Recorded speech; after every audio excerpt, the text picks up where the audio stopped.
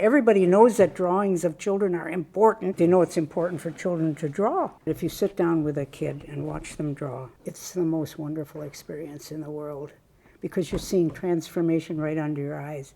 You know, I've sat with children who are scribbling and scribbling and scribbling, and all of a sudden you're standing there and he draws a circle. And you say, well, how do you like that? Can you draw another one? They never scribble again. And from there they go on. So here we are in the scribble stage. Scribble to the left, scribble to the right, scribble, scribble, scribble.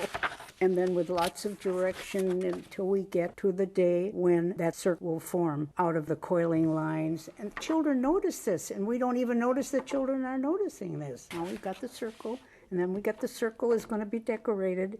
It's going to have circles within circles, and circles on top of circles, and circles around circles. And not children shouldn't be hurried out of that stage either, as if that were something that wasn't important. From the circle, after children draw the circle for a long time, frankly, I don't know what impels them, but there's something magnetic that draws children to either drawing right through the center of the circle, because that's what they have available, or drawing out from the periphery. And they do both. They have elaborated the circle, they've used what they had, and out of it they made something different. And out of that will come the first animal or the first human being, because they drop all these extraneous lines and they use something that's very important. From the circle, the child discovers they can drop other lines perpendicularly, all evenly spaced, more or less, and right to the edge of the line. Bunk, bunk, bunk, bunk, bunk, bunk, bunk. Filled in, neat, tidy, perfect, ending in little circles for the feet. Depending upon the length of the body line, there will be 4 legs or 5 legs. The top one has 8 legs. The larger one has 5 legs. And the little ones, which have shorter body lines, have each 3 legs. So we've got 3, 8, and 5. And in some of them, babies have been included, which are circles within circles. Until now, we've had a horse with 1 body line, and now she discovers that with 2 lines, she gets a completely different type of body. Now the problem, not only getting the body, is getting these legs in a relationship to the body. And you can see in all of these drawings, very different trials.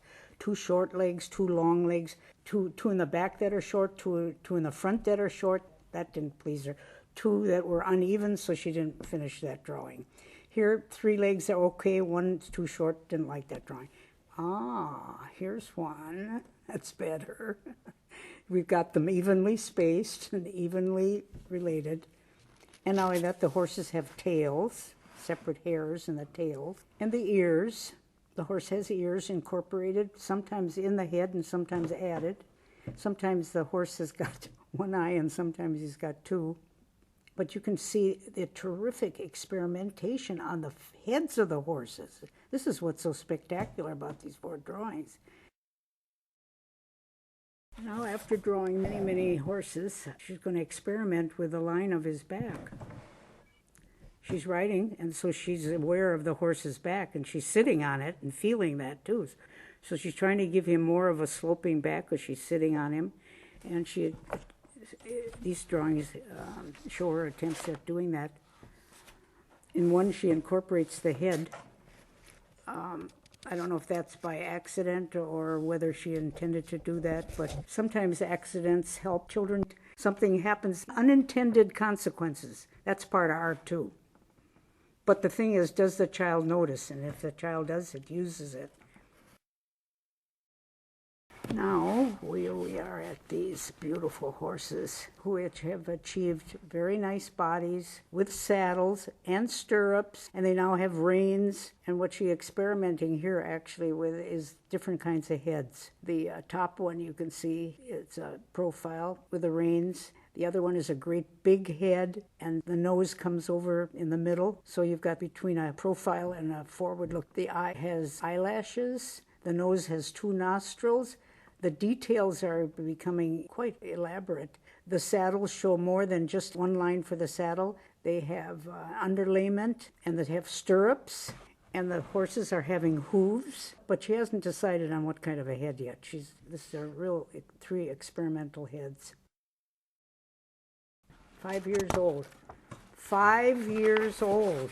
Think of the intelligence that children have at 5 years old. It's incredible. I think you see in the previous drawings that she obviously was looking for something to do with the head.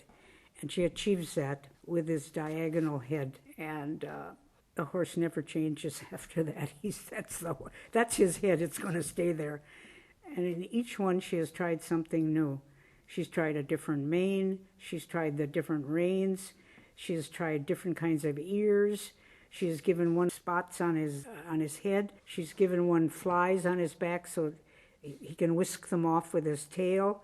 She's tried different legs. I mean, this is really our eureka moment here. You can almost say that the horse has appeared. The horse. One of them even has stripes, spots, the whole ball of wax thrown at him. Oh, they're wonderful.